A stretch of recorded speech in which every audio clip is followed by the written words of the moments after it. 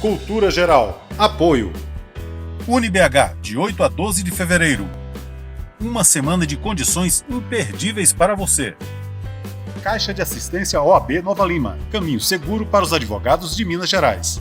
Instituto dos Advogados de Minas Gerais. Mais de 100 anos produzindo conhecimento, igualdade, fraternidade e liberdade.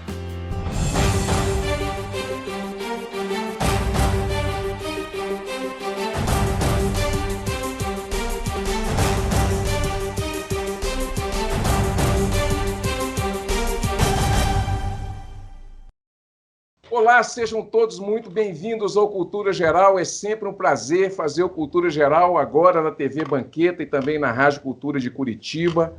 Hoje a gente abrindo aqui na televisão a 6ª temporada do Cultura Geral. Muito importante, eu acho que é muito gratificante para mim. Eu acho que se acabasse o programa hoje, depois dessa pauta, para mim eu já estaria completamente satisfeito pelo que eu construí até aqui. E a gente vai discutir hoje a psicanálise, vamos tentar discutir também as articulações políticas, os movimentos populares e as alternativas para a gente poder sair dessa crise. É uma crise global, uma crise em que a gente precisa estar atento a ela, né? Uma crise do capital, uma crise das relações humanas, uma crise do indivíduo como um todo. E para conversar sobre isso, ninguém menos aqui, convidado meu e convidado do Daniel Amar Pérez, que já é um parceiro contumaz aqui do programa, né? Christian Dunker. É sempre um prazer receber essas pessoas aqui para a gente poder tratar desse mundo. Aqui no Cultura Geral, a gente tem tentado trazer os maiores pensadores do Brasil para a gente poder dialogar sobre os assuntos da relação humana. Christian, seja muito bem-vindo, é um prazer te receber pela primeira vez aqui no Cultura Geral, em Minas Gerais e em Curitiba também. É um prazer te receber. Prazer é meu, Betão. Daniel, querido. Acho que vai ser uma conversa bem interessante, num momento mais que oportuno, né? Daniel, não preciso falar nada. Eu já não vou nem te apresentar, porque todo mundo já te conhece mesmo do Cultura, né? É um prazer, mais uma vez, estar essa parceria com você. E obrigado por tudo, mais uma vez. E vamos tocar o barco nesse projeto super legal. E seja muito bem-vindo mais uma vez. É um prazer estar com você e com o Christian mais uma vez. Muito obrigado. Deixa eu abrir com o Daniel. Daniel, como que a gente pode pensar e o que a gente pode trabalhar entre movimentos populares, psicanálise, filosofia, essas articulações políticas, a crise humanitária que a gente está vivendo? Eu vejo muito o Padre Júlio, né? Já fizemos 2 pautas com ele, fizemos essa da aporofobia agora há pouco tempo, e a gente vai voltar a discutir isso com o Rafael Valim. O que a gente pode pensar nesse contexto e que a gente pode começar a dialogar sobre isso com a presença do Christian Dunker? Bom, já que você fez a pergunta para mim, eu vou passar a pergunta para Christian Dunker. Mas para retomar a pergunta, fazendo um pouco de história, não? Você falava dessa relação entre psicanálise e movimentos sociais. Hoje há uma discussão bastante interessante, não só aqui no Brasil, sino também em outros lugares do planeta, sobre a contribuição da psicanálise para poder pensar acontecimentos da cultura, formas de ação política. Mas o que é curioso é que a psicanálise tem hoje, ainda hoje tem assim uma espécie de imagem de que se trata de uma prática clínica elitista, não? Nós vemos geralmente uma crítica à psicanálise de que, bom, a psicanálise é uma clínica cara para a classe média alta e que os trabalhadores, as pessoas comuns, não teriam acesso nem intelectual, nem clínico a esse tipo de prática, não? O que dificultaria essa possibilidade de que a psicanálise fizesse alguma coisa em relação com trabalhadores, movimentos sociais, pessoas da rua. No entanto, na história da psicanálise, quando nós vemos como surge a psicanálise, vemos que já lá em Salpêtrière, antes de surgir a psicanálise, vemos que se trata de doentes de Salpêtrière, que muitos deles são moradores de rua. Ou seja, aqueles 2.000 casos que Charcot tinha não eram 2.000 casos da elite francesa. Quando a psicanálise se desenvolve nas primeiras décadas do século XX, muitos dos psicanalistas fazem trabalhos, por exemplo, com a prefeitura de Viena, que era uma prefeitura social-democrata, vinculada a um trabalho social em dispensários. Outros avançam em Europa em relação com mutuais trabalhistas, laboristas. Na Revolução Russa, alguns migram para a Rússia e fazem creche, como é o caso de Sabina Spillerheim. E de aí para frente, há todo um movimento de psicanalistas que permanentemente estão articulando a prática clínica, pensando a teoria, não em relação a princesas e pessoas da classe média alta, sino também aos trabalhadores e às pessoas comuns, né? E essa história se desenvolve na Europa e vem para aqui, para a América Latina. Na América Latina nós temos vários exemplos de psicanalistas como Mary Langer, entre outros, como Pichon Rivière, se podemos colocar ele dentro da psicanálise em um primeiro momento, que fazem esse tipo de trabalho. E hoje, no Brasil, especialmente, nós temos vários grupos de trabalho que interatuam com movimentos sociais, com pessoas da rua, com sindicatos, com o próprio MST. O que você acha que acontece com a psicanálise? Por um lado, é colocado como tendo uma imagem elitista, e por outro lado, tem uma história de trabalho concreto, digamos, com organizações sociais, tanto na Europa quanto na América Latina. E eu acho que acrescentaria, né, Daniel, que no Brasil a psicanálise ela fez parte da primeira rodada, da segunda rodada de reflexão sobre o que era a brasilidade, né? Vamos lembrar que a República ela é obra dos positivistas franceses, né, com uma forte influência da maçonaria. As ideias francesas estabeleceram, vamos dizer, o protótipo do que seria uma república para o Brasil. E, junto com isso, uma série de ideias um pouco republicanas, né? Então, na geração dos anos 20, com Gilberto Freire, depois Antônio Cândido, no debate nascente sobre o que era o Brasil, houve uma grande adesão das ideias freudianas, né? Por quê? Porque o Freud oferecia uma antropologia mais universalista do que os positivistas.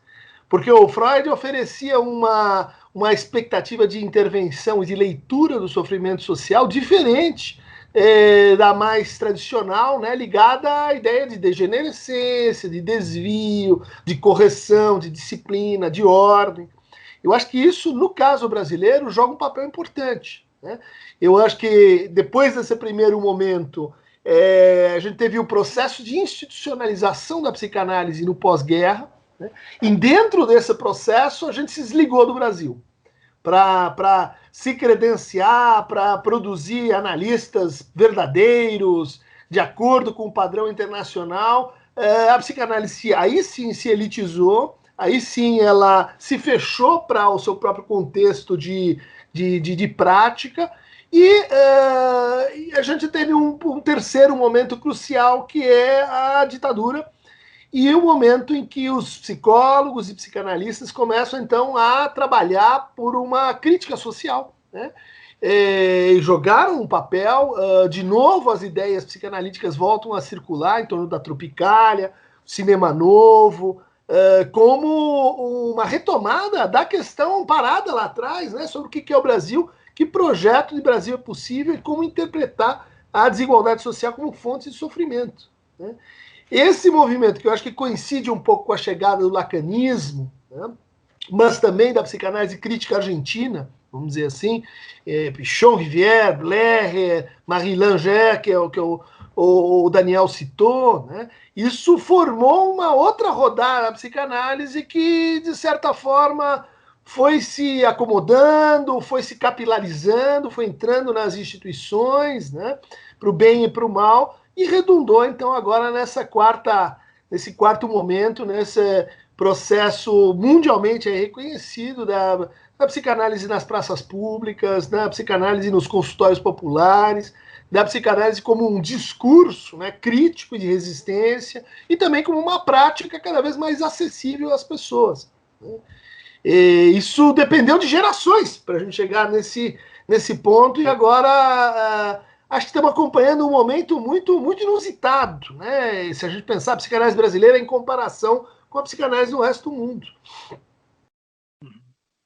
Há uma história, então, nesse século XX, de relações entre a teoria psicanalítica e a teoria política, não? Por exemplo, nós temos essa tentativa inicial em Alemanha de freudomarxismo, por exemplo, com Wilhelm Reich, por colocar um nome, mas também, por outro lado, Erich Fromm vai tentar fazer outro modo de estabelecer a relação entre a teoria psicanalítica e a teoria política. Havia uma ideia na época, desde de Wilhelm Reich, Erich Fromm até Marcuse, havia uma ideia de que a psicanálise seria uma teoria do indivíduo e que, de algum modo, a teoria política, como uma teoria da sociedade, estabeleceria uma relação de complementação.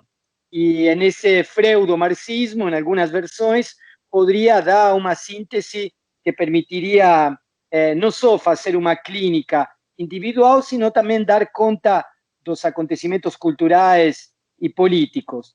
Parece que, bom, esse projeto tem um declínio, não?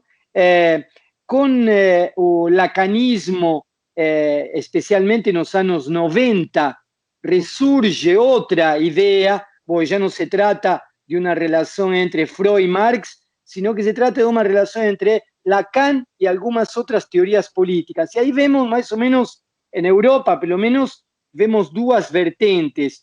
Uma que é estabelecida por Badiou, Slavoj Žižek, que trabalham com hipótese comunista, e outra que podríamos dizer que é a vertente de Essex, com Ernesto Laclau, Chantal Mouffe, como dois modos de se apropriar de conceitos lacanianos para poder pensar a política em relação com teorias políticas clássicas. Como é que você vê essas duas correntes, ou se você vê outras na Europa, e como é que você vê isso aqui no Brasil? Como é que se dá a relação entre, poderíamos dizer, lacanismo, teoria psicanalítica e teoria política aqui? Olha, tem uma colocação que é um pouco a síntese do que eu penso sobre isso, que é a ideia de que a psicanálise é, vamos dizer assim, uma crítica social feita por outros meios. Então, a alusão aí é a ideia da guerra como política feita por outros meios, né? A ideia de que a gente tem uma descontinuidade entre a psicanálise, quer dizer, os meios clínicos da psicanálise, no tratamento, na transferência, eles são diversos, eles são diferentes dos meios que a psicanálise mobiliza para fazer crítica social. Mas, no fundo, é a relação que a gente tem entre palavra e violência, né? Quer dizer, da violência, preciso tratá-la, né? É possível tratá-la com a palavra. E quando a palavra está ameaçada, quando a palavra se desagrega ou é maltratada, como a gente tem visto, e me parece um diagnóstico assim, para a ascensão dos populismos, especialmente o populismo aqui brasileiro do Bolsonaro, né?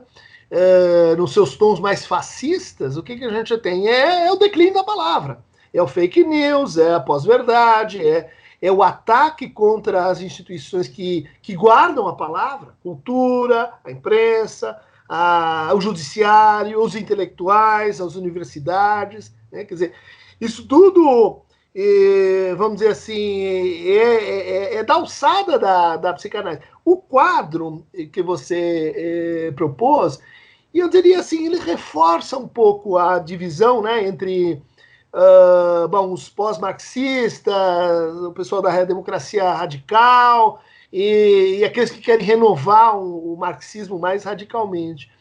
Eu diria que essa geografia ela compreende outros grupos, outras orientações, vamos dizer assim, críticas. Por exemplo, o feminismo. A gente tem teorias feministas que mobilizam muitos conceitos da psicanálise. Outras vão se colocar de uma forma adversária, antagônica. Mas, por exemplo, o pensamento pós-colonial, decolonial, antirracista, né? A gente vai encontrar ali no Fanon a presença importante da psicanálise, né? Em outros autores também. Então, eu veria assim, no campo dos dispositivos críticos, a psicanálise ocupa um lugar entre outros, né?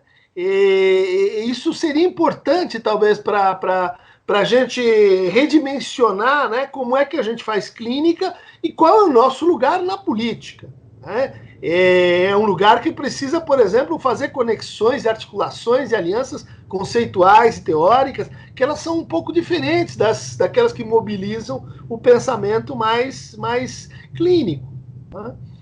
E infelizmente, essa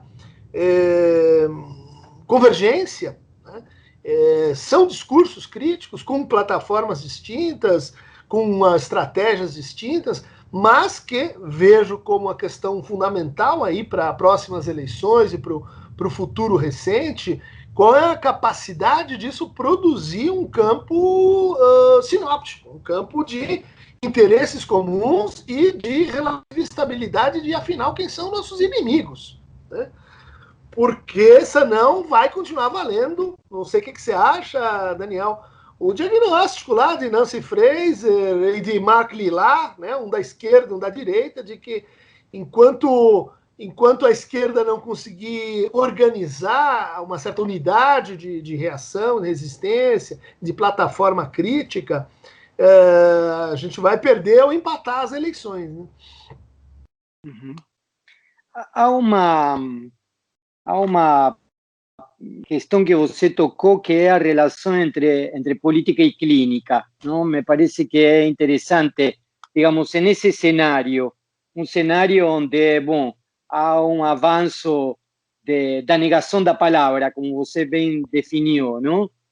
Não só no Brasil, sino, eu diria que em um certo sentido comum cultural no Ocidente, independentemente si podemos tener en algunos países un gobierno más progresista, menos progresista, más de derecha, menos de derecha, me parece que hay un senso común, utilizando la palabra en el sentido en que García Linera utiliza esa palabra, hay un senso común en la cultura da negación de palabra, como você muy bien mencionó.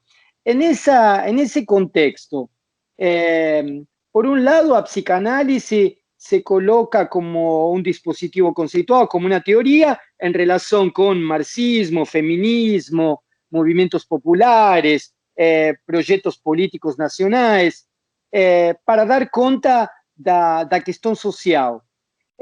Mas, por outro lado, está a questão clínica e a política da clínica. Eu me inclino a entender como duas perspectivas ou dois aspectos diferentes. Quer dizer, uma coisa é minha posição política, eu tenho uma posição política assumida e pública, onde eu articulo questões de psicanálise com questões que têm a ver, digamos assim, com uma história política argentina e latino-americana, de pensadores argentinos e latino-americanos, que derivan en un movimiento político, y esa es mi posición política, do punto de vista cultural y social, digamos, como ciudadano. Como Agora, por outro... cultural, como teórico da exatamente. Uhum. Agora, por outro lado, está a política, digamos assim, da clínica, né? vou fazer a pergunta com um exemplo concreto. Há um tempo atrás, uma médica foi questionada publicamente porque ela se negou a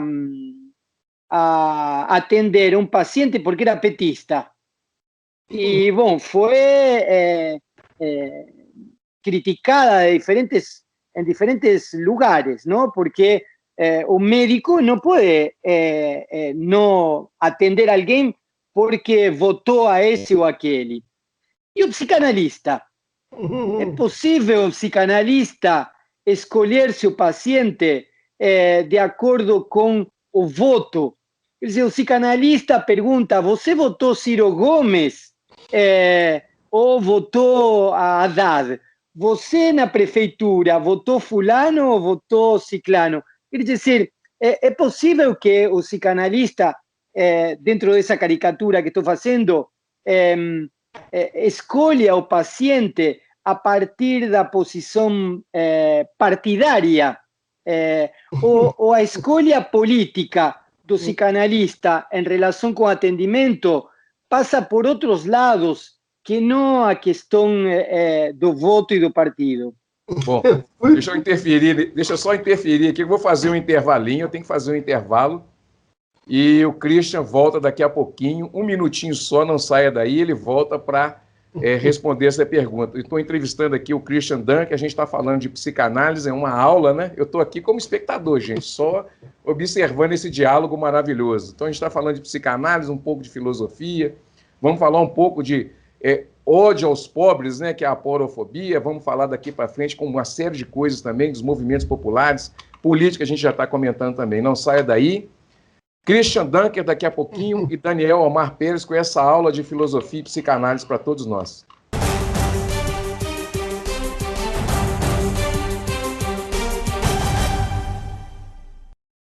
A terra só tem um pouquinho de água. A gente liga, deixa a torneira todo dia ligado. Fecha. Você pegar um balde, pegar a água onde lava as roupas, aí lava o carro. Eu cuido com muito carinho a água. O planeta é lindo demais, a gente não pode deixar ele morrer.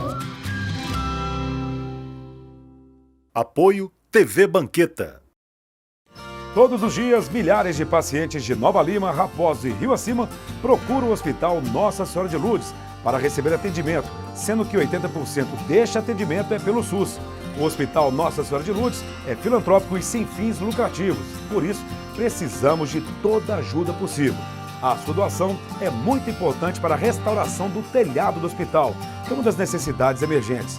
Quando você doa para o Hospital Nossa Senhora de Lourdes, você não estará ajudando somente a restaurar o telhado do hospital, mas também a recuperar milhares de vidas.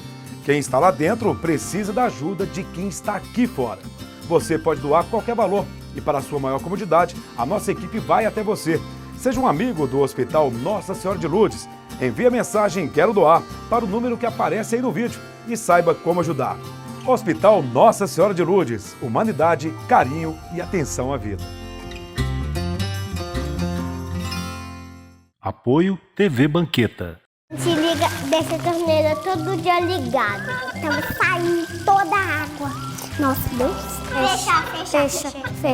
Senão o planeta vai ficar todo vazio. Tudo vai ficar seco. Se acabar a água dos planetas mexendo, vão morrer a gente também. Até a árvore. A gente tem que cuidar do planeta para não acabar. Apoio TV Banqueta.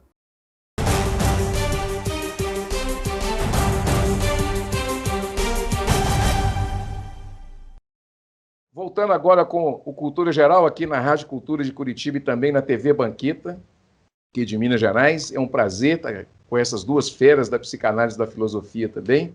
Christian, a bola está com você. A pergunta de $1 milhão, né? Que é possível interferir no atendimento psicanalítico e entendendo também da posição política, se o fulano votou em ciclano e o psicanalista tem uma posição X, isso seria possível, né? Você fala, não atendo por causa disso? Essa foi a pergunta do Daniel, bem sintetizada. Acho que é possível virtualmente, porque o Daniel sabe, a gente tem um ato, né, de receber aquela pessoa e tomá-la em análise, depois de um tempo, vamos dizer assim, de ponderação. E nessa escolha a gente leva em conta riscos e benefícios e custos. Então, alguém que te cause mal-estar, alguém que te cause antipatia, alguém que te cause, vamos dizer assim, raiva, talvez não seja a pessoa mais interessante para você se colocar como analista. A questão é que se você tem raiva de alguém simplesmente porque ele é bolsonarista, é uma atitude muito estreita, eu diria assim, para a escuta psicanalítica. Quer dizer, eu diria assim, falta um pouco mais de análise, porque vamos pensar a ideia de escolha, não só como escolha de um sapato num shopping center, mas a escolha, por exemplo, você escolhe seus pacientes quando você se coloca de uma determinada maneira, de forma discursiva, quando você está presente ou não no espaço público, quando você escreve algumas coisas e não outras. Enfim, é todo um processo discursivo pelo qual a escolha vai se dando, né? Não é só ali, né? Também naqueles que você, por exemplo, não deixa chegar, né? Que tem um muro simbólico que eles jamais te procuram. Ah, tá. Então você tá escolhendo quando você decide se apresentar assim no espaço público, né? Mas voltando ao caso, eu diria que é quase o contrário, né? Um bolsonarista, alguém que não é do seu partido, costuma ser assim análises mais interessantes do que aquelas que você tem que refrear a identificação com o outro e diminuir o poder de idealização, que às vezes a gente atravessa o tratamento e não traz bons encaminhamentos. Então, a ideia de que se é perfeitamente possível e desejável que você escolha, mas que a tua escolha ela tem que estar, vamos dizer assim, à altura de uma certa formação, né, do seu desejo de analisar, e não do seu desejo de classificar e de julgar as pessoas, porque se você faz isso, não é só a política que vai interferir, é se o cara torce para o Furacão ou para o Curitiba, para o Vitória ou para o Bahia, se ela gosta da cor X ou Y, quer dizer, é todo um conjunto de juízos que a gente, por técnica e por ética, tem que suspender. Não é essa atitude nunca. Mas, agora, invertendo um pouco o caso, eu levantaria a circunstância que seria, assim, rara no Freud. Mas tem um único texto chamado Moral Sexual Civilizada e Doença Nervosa Moderna, onde o Freud parece ter perdido as estribeiras, onde ele diz assim, olha, não aguento mais essas práticas repressivas da sexualidade, né? Então, que geram abstinência, que geram coito interrompido, que atacam e criticam as formas de prazer que não são as ortodoxas, porque, argumenta ele, isso causa neurose. Então, vamos transformar alguma coisa nos nossos costumes, porque isso facilitaria a vida dos psicanalistas e melhoraria a situação das pessoas, diminuindo o sofrimento delas, né? Então, aqui a gente tem um outro tipo de intervenção, não é o mais comum, mas tem esse precedente, e é o caso, por exemplo, de quando a gente se pergunta assim, olha, o que a gente precisa para analisar é ser capaz de ler discursos. O que a gente faz no prático, o que quer dizer o prático, né? É a prática da leitura do que as pessoas dizem. A gente não vai tirar do Freud ou do Lacan o que vai acontecer ali, a gente vai tirar do que o paciente diz. Bom, a pessoa que não, quer dizer, eu pratico a psicanálise, mas que ela não consegue ler um discurso de violência, quando ele se apresenta no espaço público, quando ele vem com não te estupro porque você não merece, vamos matar mais 300 ou 500, isso é uma gripezinha e tanto faz. Ou seja, a pessoa que não consegue entender, né, ter a leitura de que esse é um discurso de violência e que esse discurso favorece a produção de sofrimento social e individual, eu vou dizer, nós temos aí um problema. Né? Não é um problema de se você vota nos vermelhos ou nos azuis, se você é de esquerda ou de direita. É um problema mais sagital.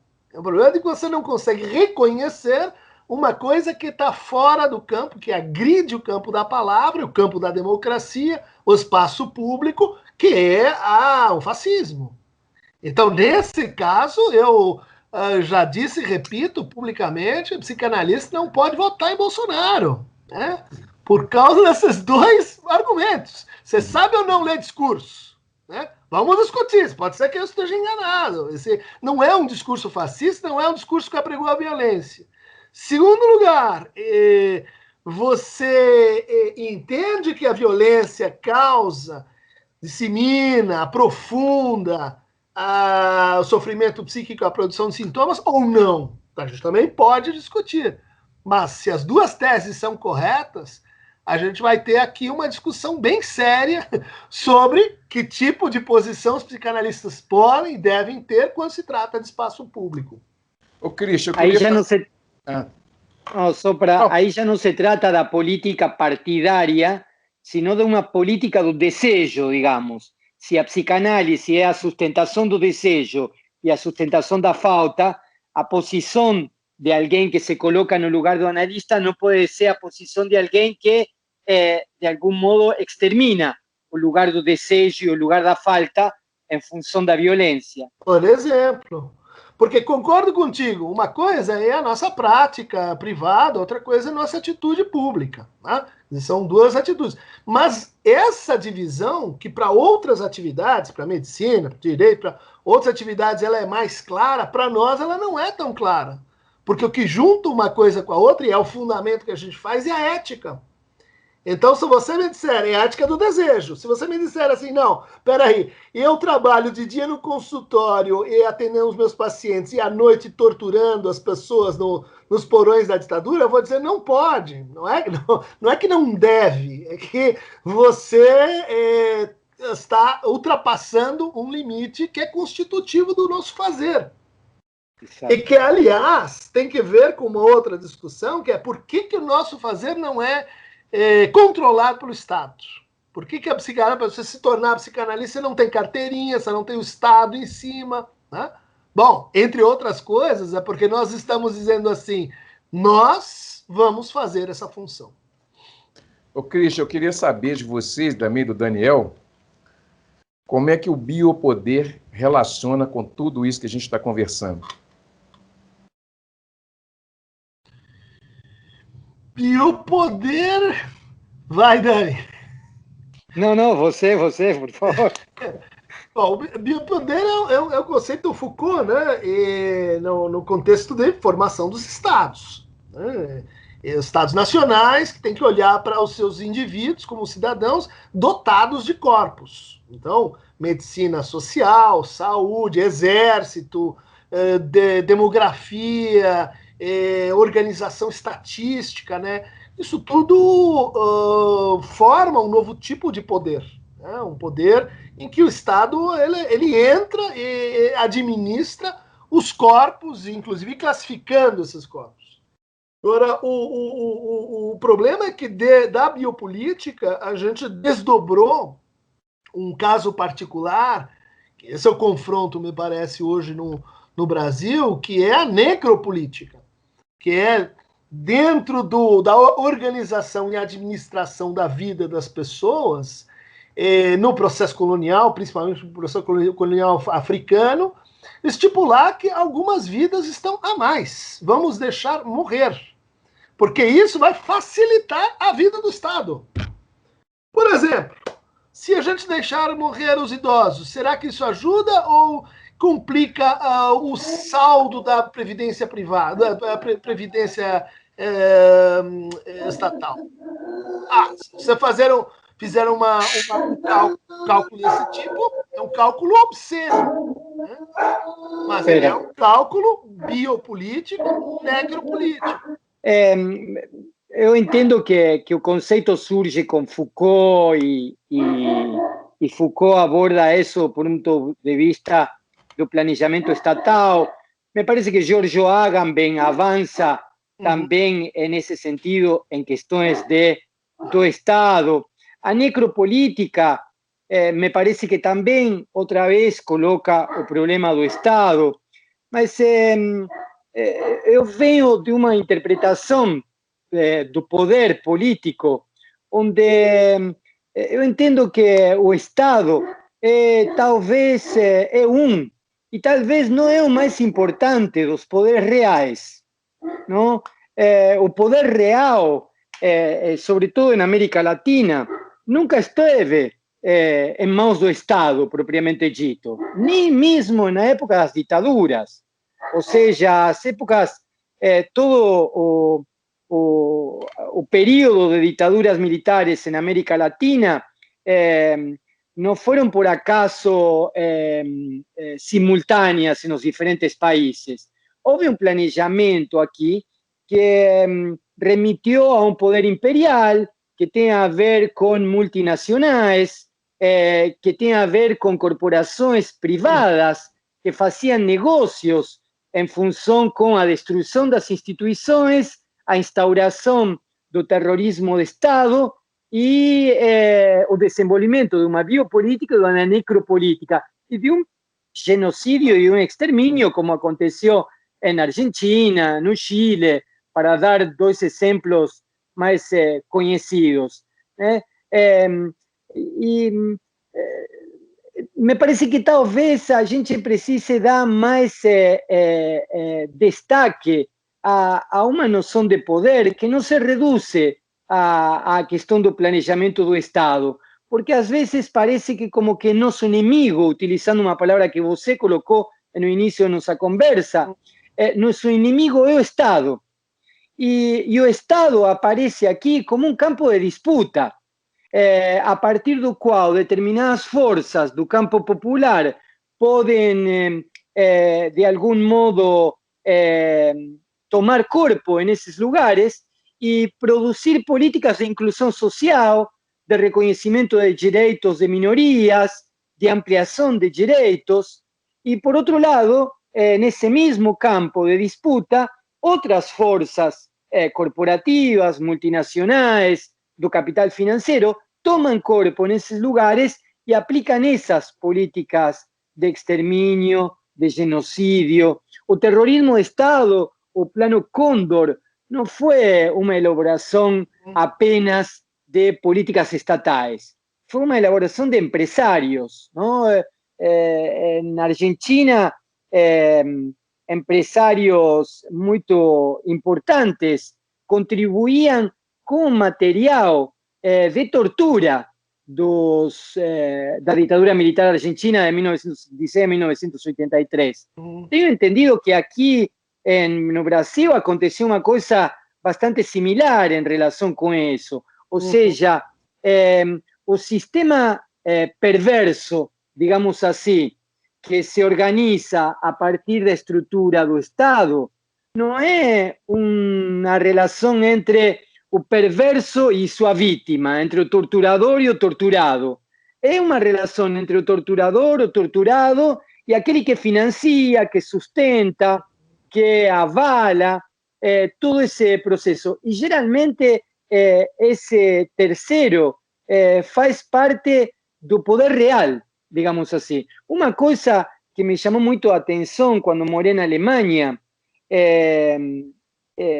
eu fui no campo de Buchenwald, que não era um campo de extermínio, era um campo de detenção, mas se exterminavam judeus lá. Mas não era Auschwitz. Mas uma coisa que me chamou muito a atenção em Buchenwald, em Weimar, era que existia o poder do Estado, não? Que instaurava esses campos de detenção e de extermínio, mas o motor que fazia funcionar o forno para queimar judeus era MAN. O motor, o forno de queimar judeus era Siemens. E a MAN e a Siemens não são aparelhos do Estado, ou são aparelhos do Estado em sentido altuseriano, digamos assim. São grandes corporações que, inclusive, subsistem até o dia de hoje.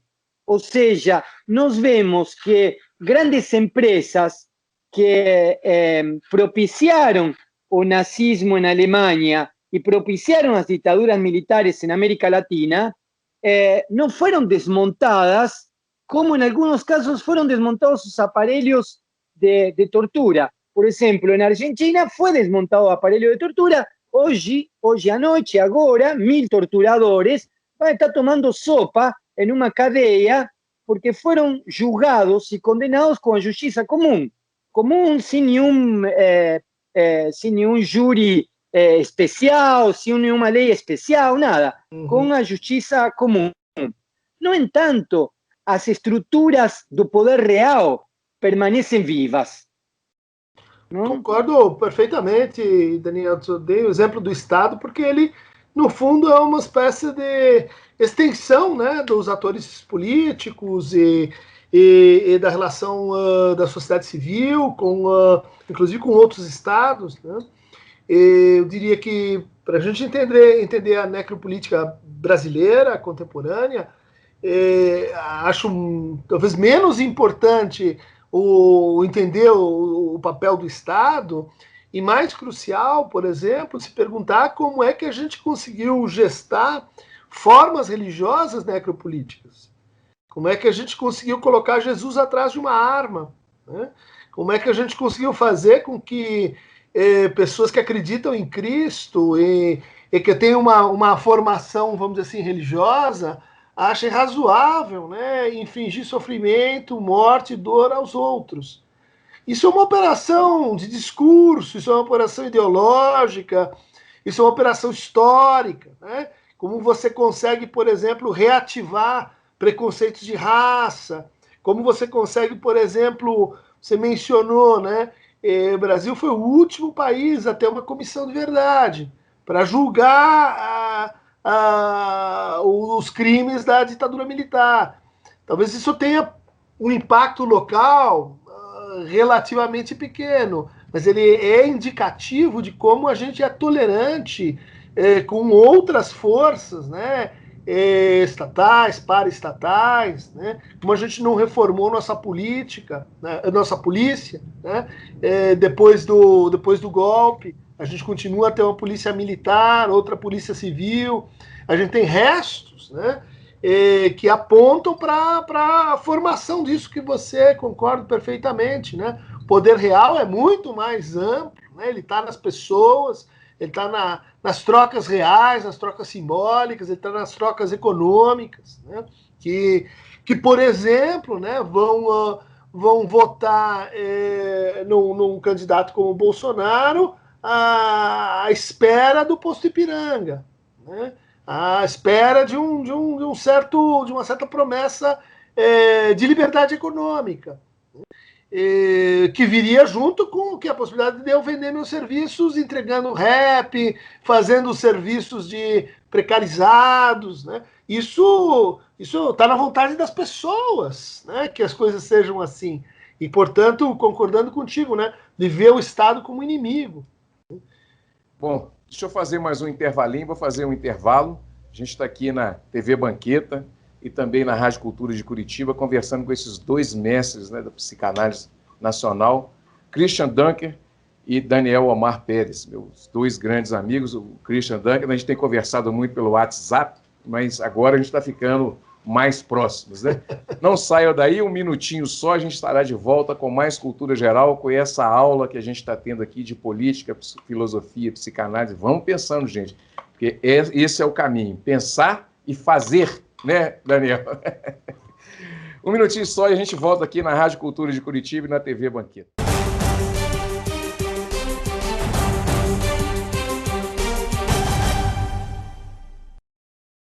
Hoje a gente vai falar uma coisa muito séria. Reciclagem é de jogar as coisas de vidro no lixo, as coisas de plástico, os jornais. Eles podem transformar lixo em brinquedo, em carrinho, ou em boneca, ou em boneca de lata. O lugar de lixo é na lixeira. Reciclagem para salvar o planeta. Apoio TV Banqueta. Fundado em 1980, o Hospital Nossa Senhora de Lourdes é filantrópico e sem fins lucrativos. E hoje atende a mais de 110 mil habitantes de Nova Lima, Raposos e Rio Acima. O Hospital Nossa Senhora de Lourdes, eu me sinto como se eu estivesse em casa. Só tenho que agradecer, sou muito bem tratada. Aqui eu tenho eles como se fosse a minha família. O Hospital Nossa Senhora de Lourdes é o único da região responsável pelo atendimento aos usuários do SUS, nos casos clínicos e cirúrgicos de média complexidade. Possui pronto atendimento adulto e pediátrico com funcionamento 24 horas, contando com plantonistas da pediatria, clínica médica, cirurgia, ortopedia, obstetrícia e anestesiologia. E ainda conta com serviço de hemodiálise e um centro de tratamento intensivo. Hospital Nossa Senhora de Lourdes, humanidade, carinho e atenção à vida.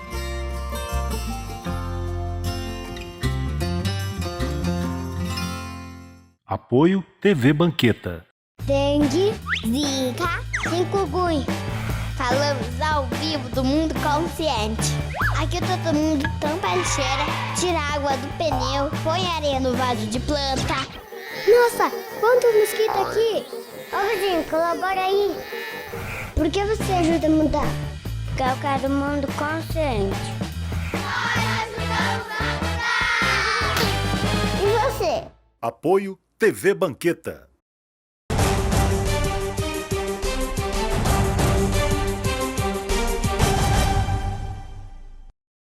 De volta com Cultura Geral aqui na Rádio Cultura de Curitiba, na TV Banqueta também. Christian Dunker, perversidade, capitalismo, neoliberalismo, globalização, como é que a gente traz essa discussão toda dessa subjetividade que a gente tem vivido? Uma das coisas que eu li há um bom tempo, eu conversei isso muito com o Daniel, que é o Christopher Lasch, que reescreveu A Rebelião das Elites e a Traição da Democracia. Ele retrata a divisão de pautas e esse entrincheiramento de cada pauta, né? Cada pauta quer um direito para si e todo mundo perde o bem comum. E uma das discussões que eu tive é essa transformação do capital, essa metamorfose que ele faz ao longo do tempo, que uma hora é mercantilismo, outra hora é capitalismo, outra hora é neoliberalismo, outra hora é globalização, e agora é os empreendedores de si mesmo, né? A subjetividade na sua completude. Como é que a gente pensa tudo isso? Como é que a gente trabalha como é que a gente trabalha argumentativamente nessa condição humana que a gente tem vivido e as pessoas cada vez mais individualizadas, né? Você acabou de falar no bloco anterior que o sujeito põe uma mochila nas costas e sai correndo igual um louco para a rua, né? A fim de fazer um quião ali para poder colocar comida na mesa, né? E abre mão de todos os seus direitos, todas as suas garantias trabalhistas. E como diz o Rafael Valim, a subjetividade é esse fenômeno que faz o sujeito reivindicar e reclamar o fim dos seus próprios direitos. Como é que a gente vai trabalhar isso e entender isso também à luz da psicanálise, da filosofia e da política? Christian. E depois o Daniel.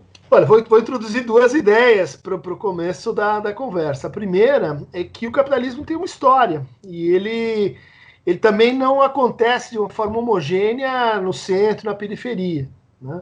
Então, a gente precisaria pensar exatamente, né, qual é a modalidade, né, de inflexão do capital que a gente vai discutir. A gente tem desenvolvido essa tese de que lá no LATESFIP, no Laboratório de Teoria Social, Filosofia e Psicanálise da USP, de que o neoliberalismo ele se caracteriza por uma mutação do lugar social do sofrimento.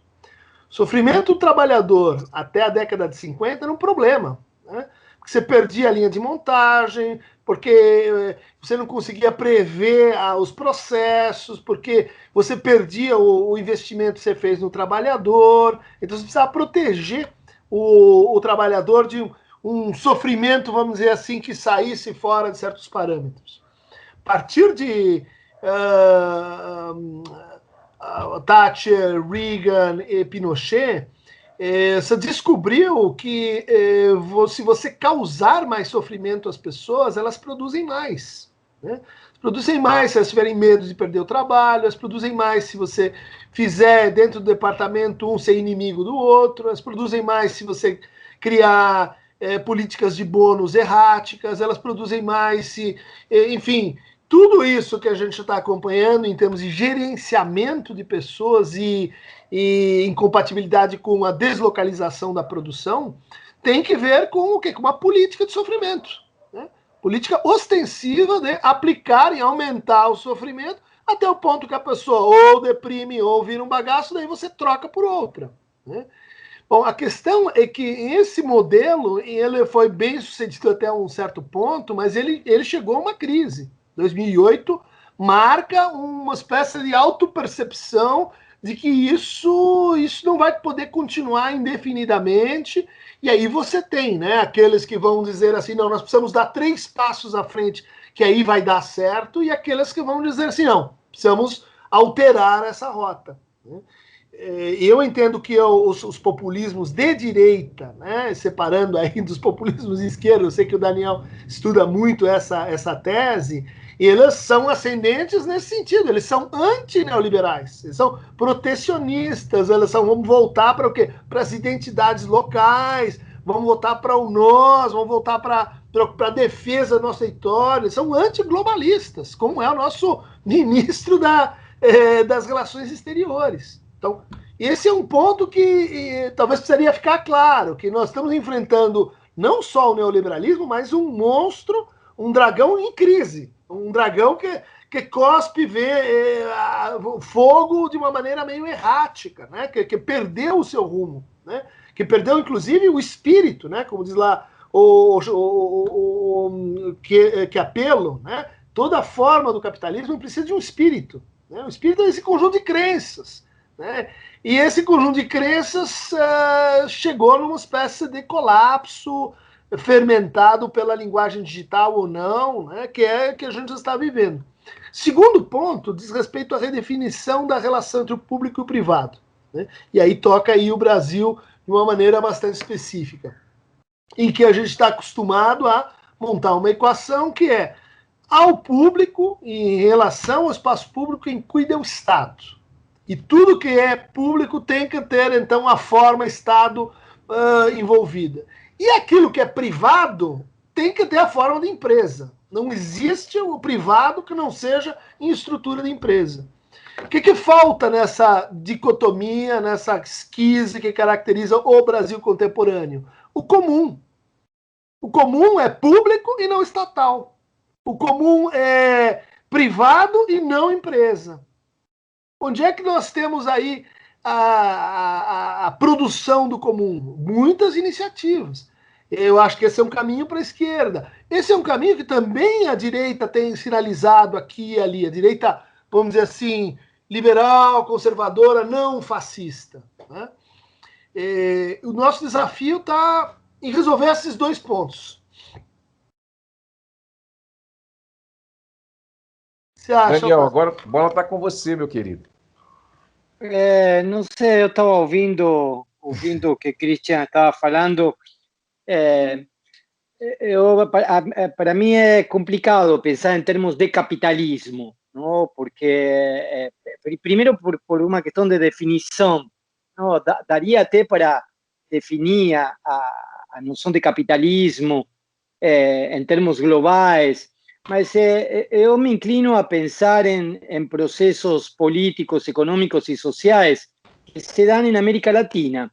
Me parece que na América Latina nós temos não só um território geográfico, digamos assim, sino também um território geopolítico que me parece que é peculiar e tem características e traços que podem ser comuns, não?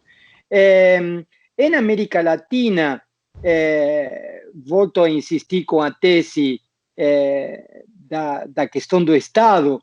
O Estado sempre foi instrumento de, como Marx disse, de classes dominantes, ou como Maquiavel já dizia muito antes, de grupos de poder concentrado.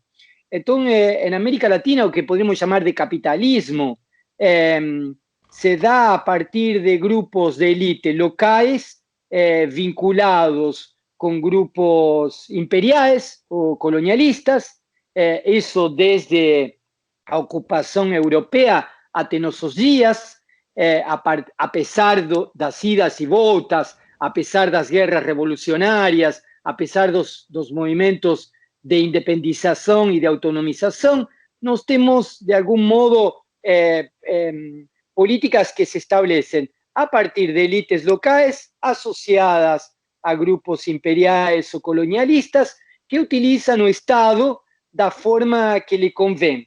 E a forma que lhe convém, pelo menos na década no século XX e no que vai do século XXI, não é a democracia.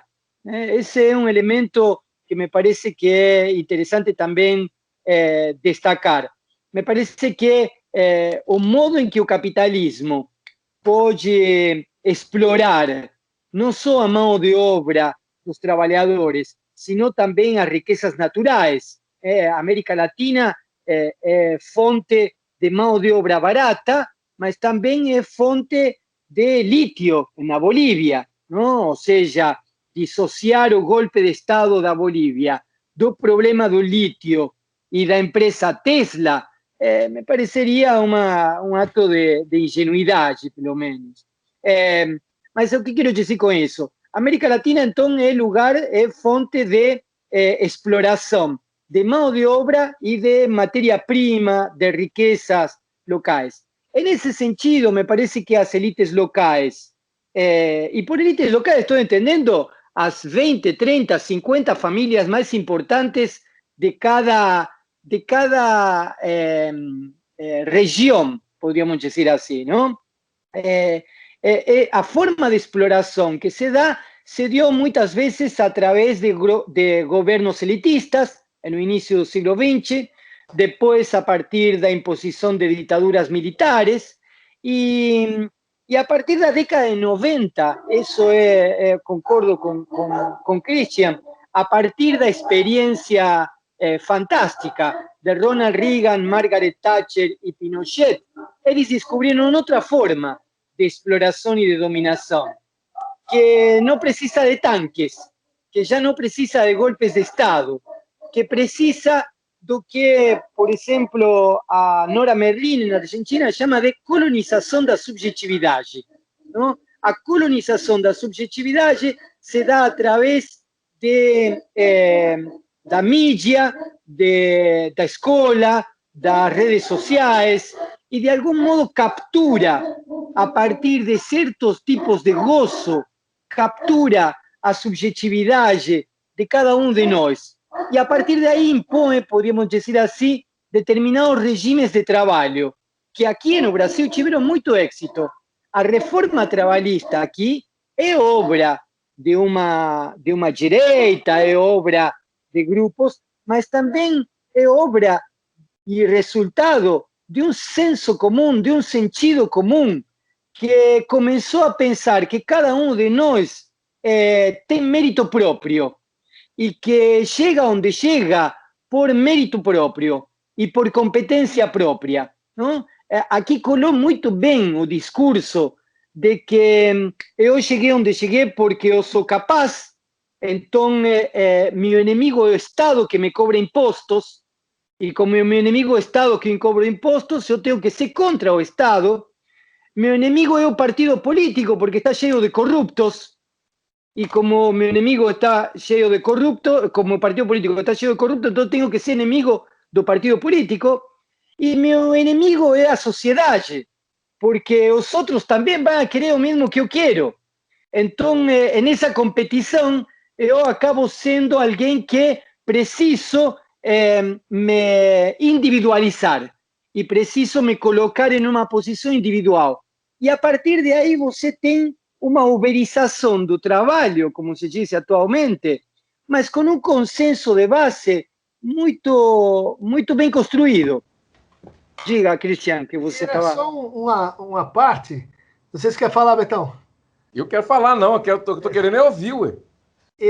Que é um problema mais ou menos assim, né? Quer dizer, o Brasil, no retrato que você montou, produziu com isso um dos maiores níveis de desigualdade social no mundo, né?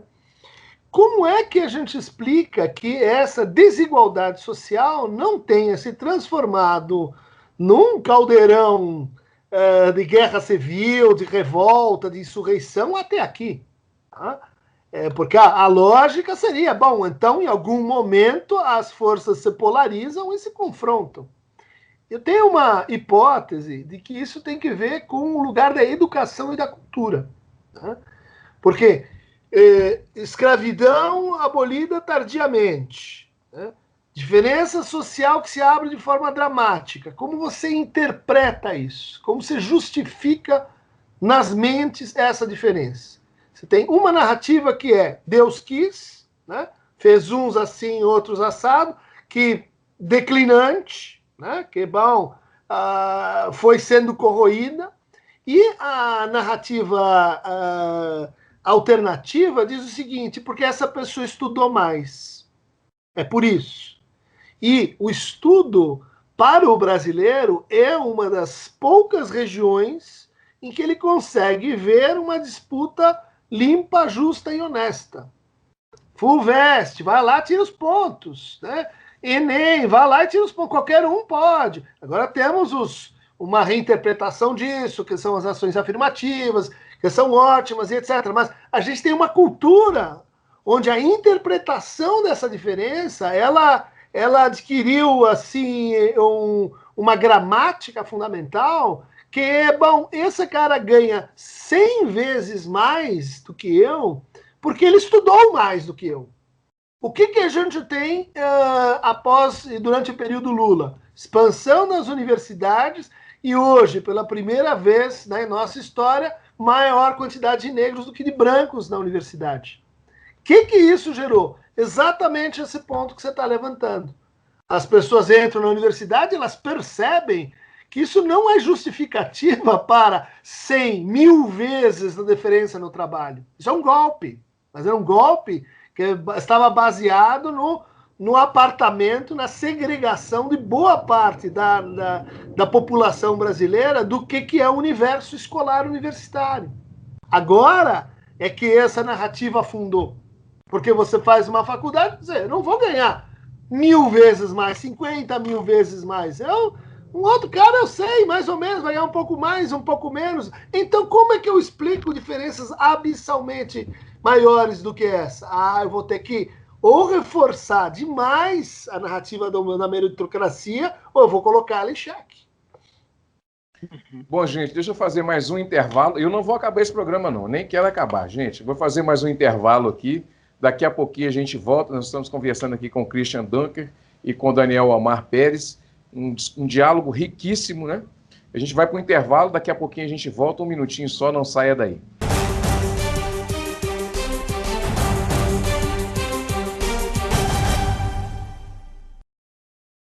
A terra só tem um pouquinho de água. A gente deixa a torneira todo dia ligado. Fecha.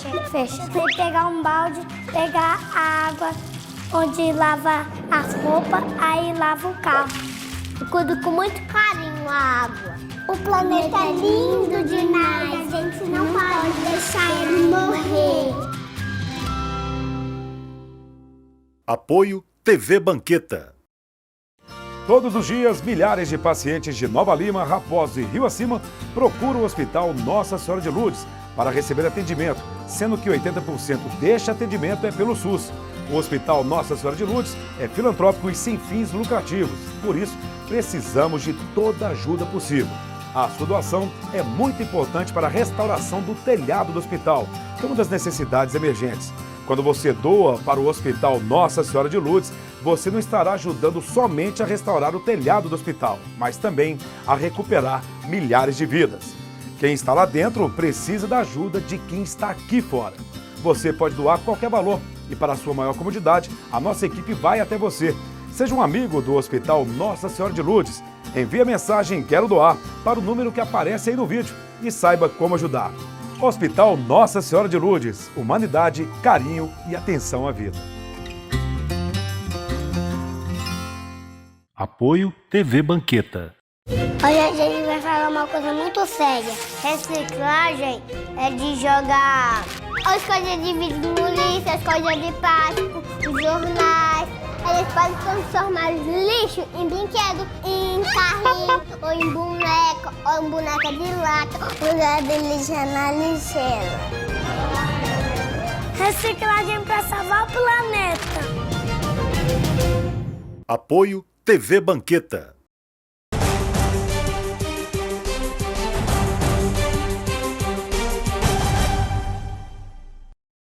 De volta com Cultura Geral, estamos indo para a parte final, porque eu tenho que liberar os dois aqui, né? Senão eles vão puxar minha orelha. Christian, começar com você de novo. Em uma oportunidade, eu estava assistindo uma aula do Zé Paulo Neto, que é o maior estudioso de Marx. Eu acredito até da América Latina. Mas eu assistindo essa aula dele de quase 8 horas, tem um recorte muito importante que ele fala de Marx. Por que as pessoas não entendem Marx? Elas não entendem Marx porque Marx, você tem que estudar Marx. E Marx pensava o seguinte: você primeiro pega o objeto, vai tatear o objeto, entender o objeto para criar uma teoria sobre o objeto. E hoje, o sujeito cria uma teoria para estudar o objeto, né? Então você não chega a lugar nenhum, porque você fica correndo atrás do rabo. Está faltando para a gente entender o que é esse objeto que a gente está vivendo hoje, inclusive dessas relações econômicas e sociais que a gente está vivendo, Christian? Na chave que você colocou, eu diria que está absolutamente em falta, absolutamente carente e demandante, portanto, o conceito de praxis, né, que a gente, aqui na nossa conversa, ele atravessou, né, um ponto e outro, o psicanalista, a prática do psicanalista, o discurso, né, o social. Há por um lado, vamos dizer assim, como parte da degradação da palavra, um rebaixamento do plano dos conceitos, do plano da crítica dos conceitos, do plano das demonstrações, do plano daquilo que a gente poderia bem chamar, né, de teórico. Eu diria assim, nós estamos um pouco assim obnubilados pela disponibilidade de informação digital, pela insurreição com os discursos, né, muito explicativos, mas no fundo o que falta é pensar a prática contra a teoria contra a prática, pensar a contradição.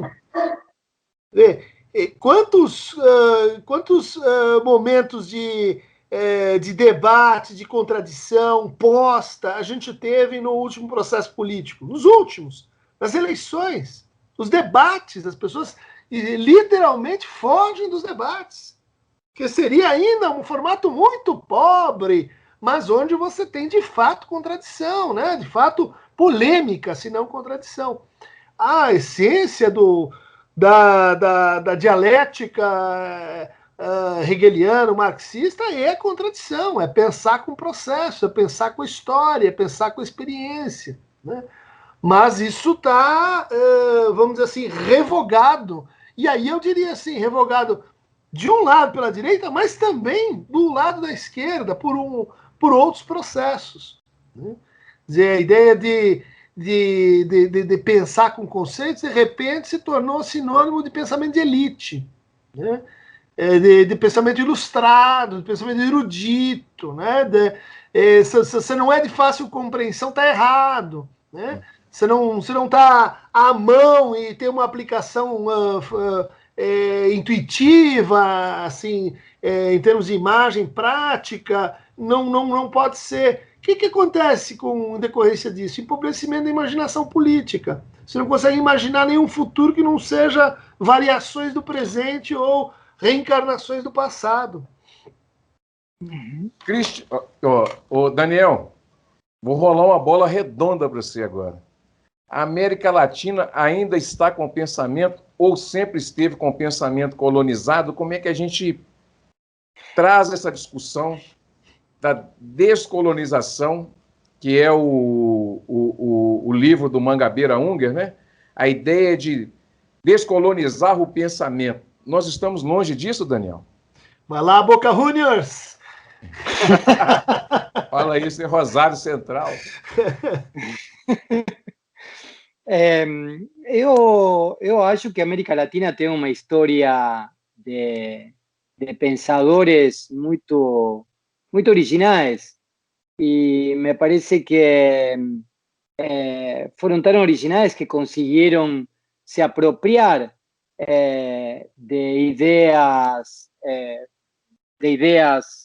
europeas y de ideas de pueblos originarios y poder construir modos de pensar diferentes. Y eso se traduce en modos de hacer política y en modos de vida en América Latina. Podríamos hacer historia desde o Zapata y el movimiento zapatista en México, con todo lo que eso implica, ¿no? O sea, podemos hacer una caricatura de Zapata con a música da cucaracha, mas podemos también ver o que implicó o movimiento zapatista en su momento y cuáles son las implicaciones de hoy, del movimiento zapatista actual, por ejemplo, ¿no? Donde ellos elaboran hoy en Chiapas, en el sur de México, nuevas formas de relacionamiento social, nuevas formas de ocupación de la tierra, nuevos modos de educación y de arte, y nuevos modos de se colocar diante do poder do Estado, diante do poder real das corporações. É muito interessante ver a relação que eles têm com a morte. É uma coisa muito, muito particular. Eu me lembro, só como caso característico, um caso que é preciso estudar, mas um caso que me chamou muito a atenção. O Exército Zapatista de Liberação Nacional tem grupos de segurança que vão controlando a região y el comandante Galeano, con su grupo, es cercado por una patrulla y él es asesinado. Los subcomandantes se reúnen y deciden que quien murió en ese cerco no es el comandante Galeano, sino que es el subcomandante Marcos. Entonces el subcomandante Marcos escribe una carta diciendo, pues yo estaba en ese lugar, fui cercado y me mataron. Y aquí terminó mi vida. Pronto, el subcomandante Marcos murió. Es interesante porque a primera vista podría decir, bueno, es una historia literaria, está bon. No es una historia literaria. Es ocupación de un sujeto en un lugar que ellos ven trabajando desde el inicio del movimiento, desde el 1 de enero de 1994, cuando se presentaron en Sociedad, con un acto de locura para todos nosotros. Yo vi eso en la televisión y hallé un acto de locura, hasta que yo entendí que aquel acto de locura era la única forma posible de crear un mundo diferente, para além do que decía Christian, para além de as variações do mismo do que podría ter sido feito naquele momento. Quer dizer, eles criaron un mundo diferente. Y fue feito a base de trabajos de reflexión y de práctica, muy importante. Bueno, así podemos descer América Latina en Centroamérica y mencionar pensadores que trabajan, por ejemplo, una cosa que me llama la atención, nos trabajamos hoy mucho a cuestión das identidades y las identidades amerindias. En América Latina eso se trabaja desde el siglo XVI, XVII, XVIII, XIX, XX.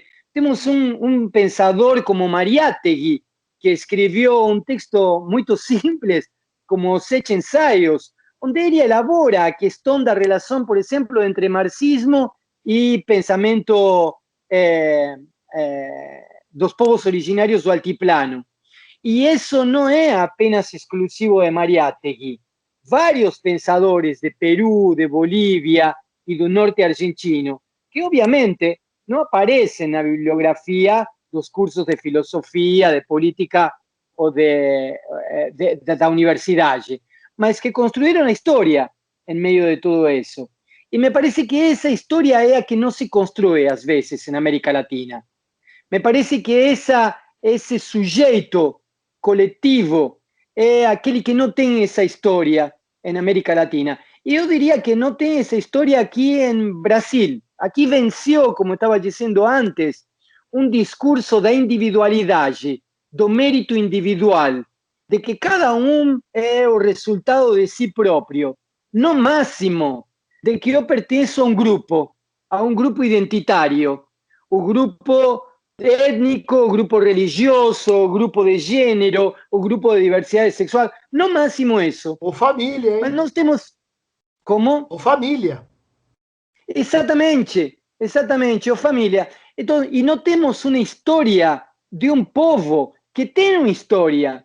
Esse país se construiu sobre a base da resistência dos indígenas e dos escravizados desde o século XVI. Aqui há quilombos que tinham 30.000 pessoas. 30.000 pessoas. Sabe o que significa organizar, dar de comer, manter assistência, manter essas pessoas saudáveis? 30.000 pessoas em essas condições. Quer dizer, isso precisa de uma praxis e de uma teoria muito importante para poder levar adiante isso. Isso não é fruto da espontaneidade. No entanto, não se trabalha isso, não se pensa isso como a história de um sujeito. Então, o que acontece? Em épocas de transformação social, você precisa de um sujeito da transformação social. Você precisa de um ator comum da transformação social. Agora, esse ator comum da transformação social não se faz em torno de um projeto político elaborado em um gabinete. Se faz a partir de uma identidade coletiva que refere a uma história. Quer dizer, nós hoje, como sujeito de transformação, devemos nos referir às lutas contra a ditadura militar, às lutas dos trabalhadores na década de 40 e de 50, às lutas dos negros e dos indígenas na época colonial e imperial. Então, a partir de aí, é como que eu dou sentido àquilo que eu faço no presente. E me permite isso me projetar também para o futuro, de um modo novo, de um modo diferente. Então, me parece que em América Latina temos um pensamento decolonial, podríamos dizer assim.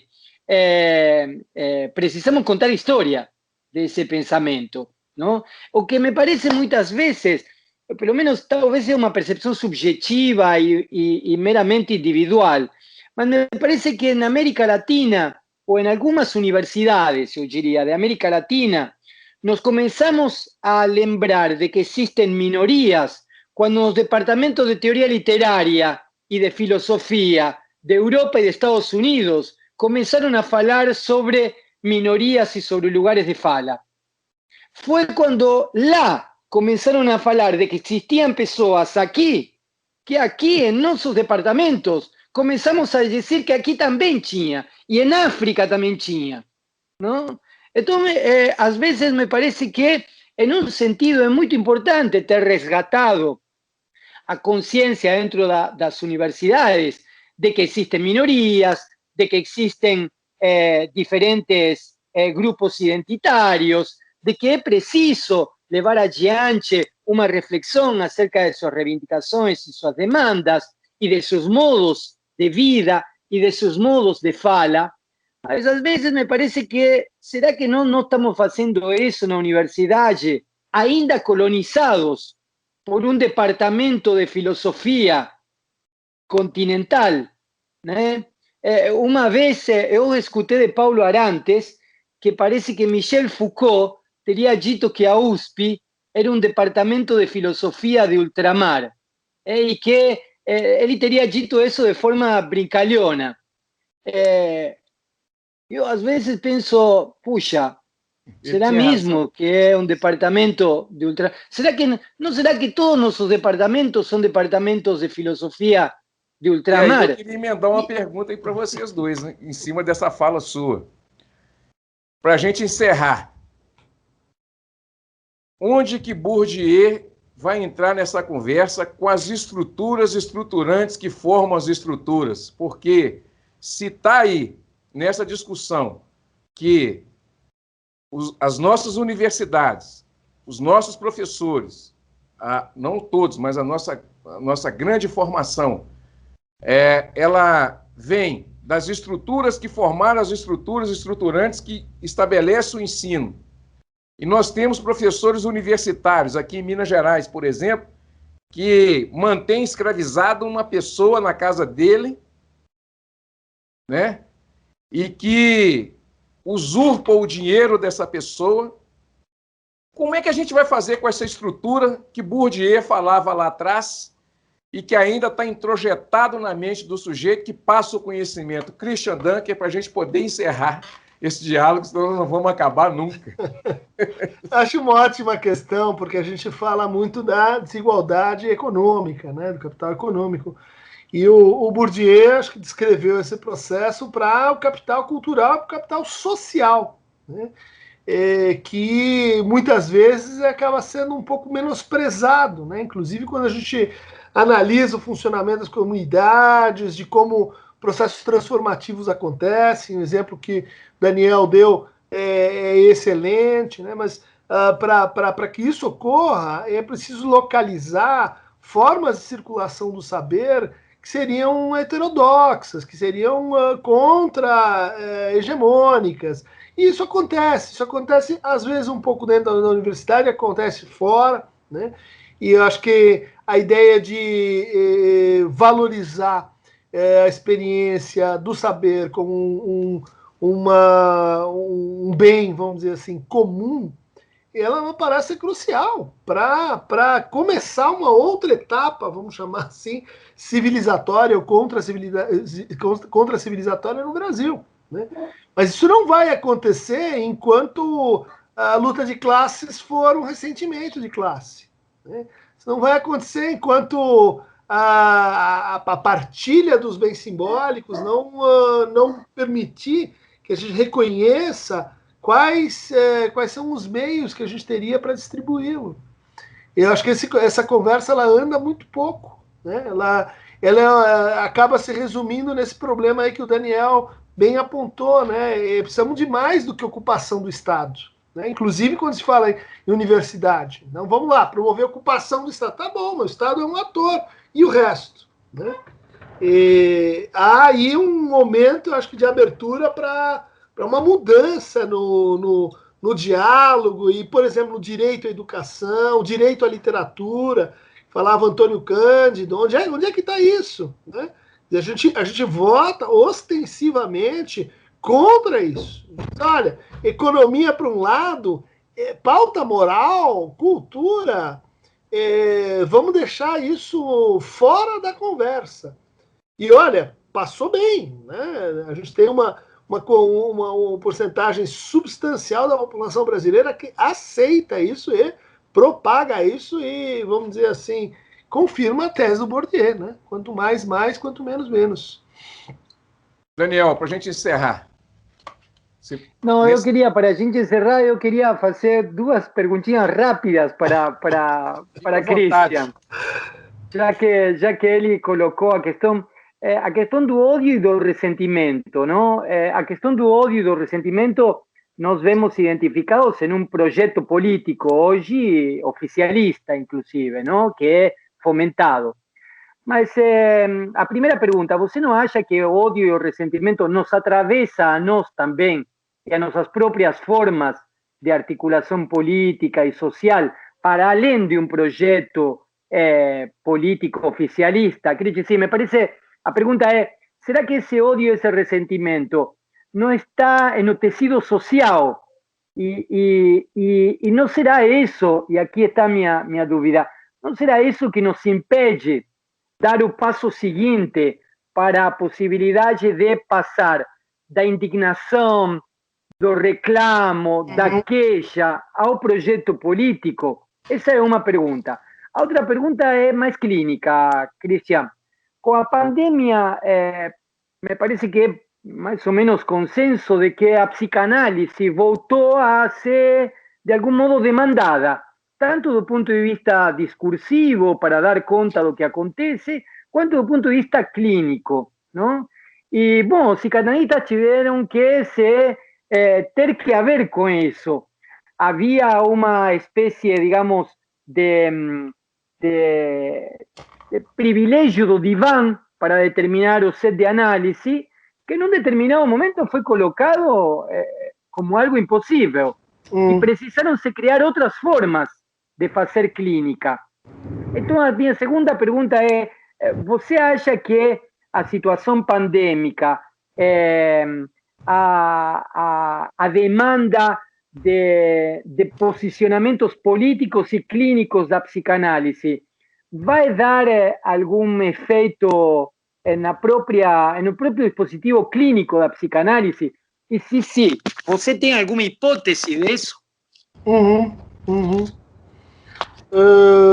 Bom, vamos lá. Tentar ser compacto, né? Na tua colocação sobre o ódio, acho que reconheci uma preocupação assim crítica também do meu lado de imaginar uma política sem ódio, né? O conflito sem ódio. Acho que isso seria, vamos dizer assim, um caminho ruim, né? Para a gente pensar uma política menos violenta, né?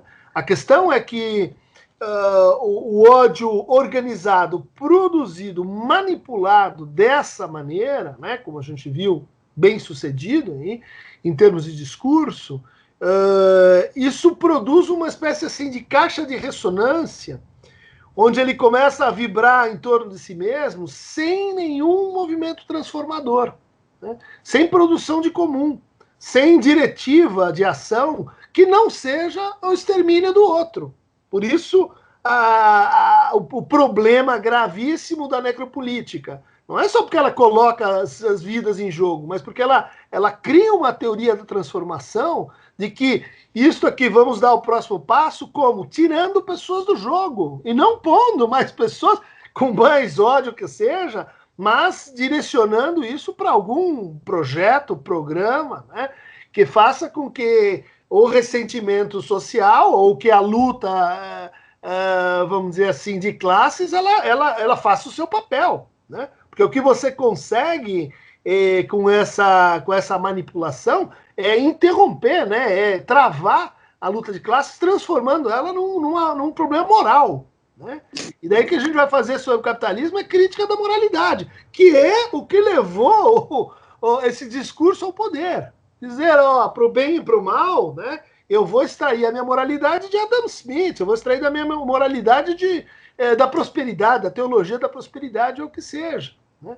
Enquanto não se tiver, vamos dizer assim, uma organização do conflito para a transformação, e eu acho que isso implicaria repensar o papel do dinheiro, a forma de distribuição do investimento, a economia solidária, a economia comum. Quer dizer, isso tudo foi... As alternativas mais à esquerda foram soterradas porque nós embarcamos nessa loucura que é imaginar que vamos enfrentar o capitalismo criticando a moralidade das pessoas, para o bem ou para o mal. Isso é essa caixa de ressonância que não vai dar em nada a não ser mais ressentimento, né? Agora, em relação à transformação da psicanálise, 2 pontos, né? Saiu semana retrasada, não, outubro, uma matéria num jornal, um paper chamado, uma revista chamada The Lancet. The Lancet, junto com Nature Science, são as 3 maiores revistas de ciência no mundo. Se eu publicar na vida um artigo em The Lancet, eu posso ir já para o céu verde, porque fiz a minha parte. Não vou publicar, né? Dizer, o que apareceu ali chama-se um artigo dizendo Psychoanalysis is combating mass non-adherence to medical advice. E é um artigo curto dizendo assim, não vai ter jeito, se a gente não olhar para a psicanálise, se a gente não lembrar na psicanálise como a teoria que pensou o negacionismo desde o começo e como a prática para intervir sobre o negacionismo. Porque você descrever o que está acontecendo é simples, agora vai lá reverter.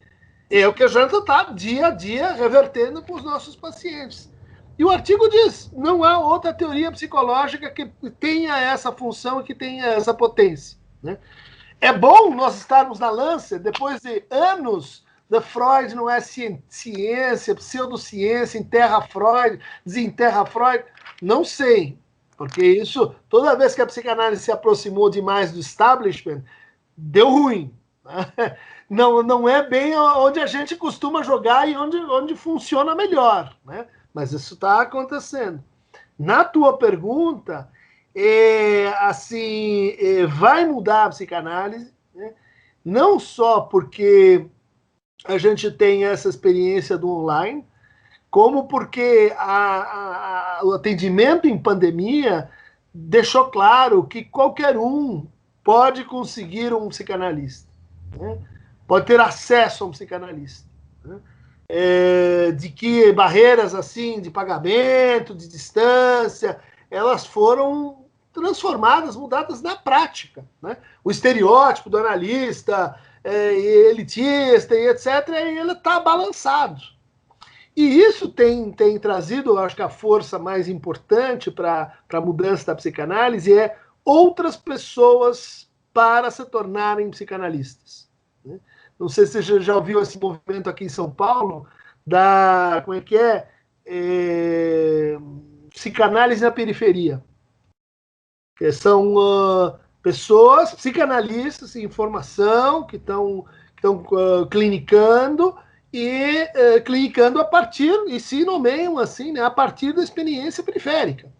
A partir da formação que é possível, da supervisão que é possível, da análise que é possível, mas isso, se você muda o percurso, né, quer dizer, o biotipo, o tipo social de quem faz psicanálise, dos psicanalistas, você mudou a psicanálise, para o bem, para o mal, para o certo ou para o errado, e eu estou vendo isso com grandes chances de acontecer. O lado ruim é a proliferação de cursos, de autorizações por si mesmas, coisas tipo coaching psicanalítico, que não existe, enfim, coisas que vão fazer parte de um momento de crescimento como esse, né? Bom, gente, chegamos ao final do Cultura Geral. Deixa eu encerrar, senão a gente não para.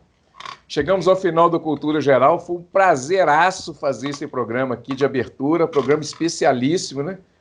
É óbvio que vai ser um programa muito especial, já vai ter que cancelar outras pautas lá do programa e tal, porque esse programa vai ter que seguir na íntegra. Um grande abraço a todos vocês. Christian, muito obrigado pela sua participação. Foi um prazer ter você aqui no Cultura Geral, viu? Betão, foi ótimo, adorei a conversa. Daniel, muito amigo, muito rigoroso aqui é o papo, achei ótimo, viu? Parabéns pelo programa, pela proposta aí de colocar de novo a palavra com algum cuidado em circulação. Daniel, te agradecer, né? Muito obrigado mais uma vez, foi um prazer ter você aqui no Cultura Geral, a gente que vai para Curitiba e também na TV Banqueta. Muito obrigado mais uma vez pelo carinho e por proporcionar também, junto com o Christian, essa pauta tão maravilhosa. Continuamos juntos. Maravilha. Ele é bom que ele é sucinto, né? É do Rosário Central, né? Bom, gente, chegamos ao final desse programa de abertura super especial. Voltamos amanhã com mais um programa super especial para todos vocês. Um grande abraço e até amanhã.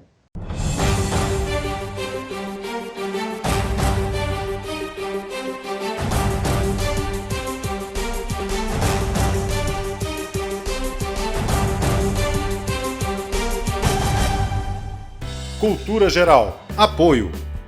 UniBH, de 8 a 12 de fevereiro. Uma semana de condições imperdíveis para você. Caixa de Assistência OAB Nova Lima. Caminho seguro para os advogados de Minas Gerais. Instituto dos Advogados de Minas Gerais. Mais de 100 anos produzindo conhecimento, igualdade, fraternidade e liberdade.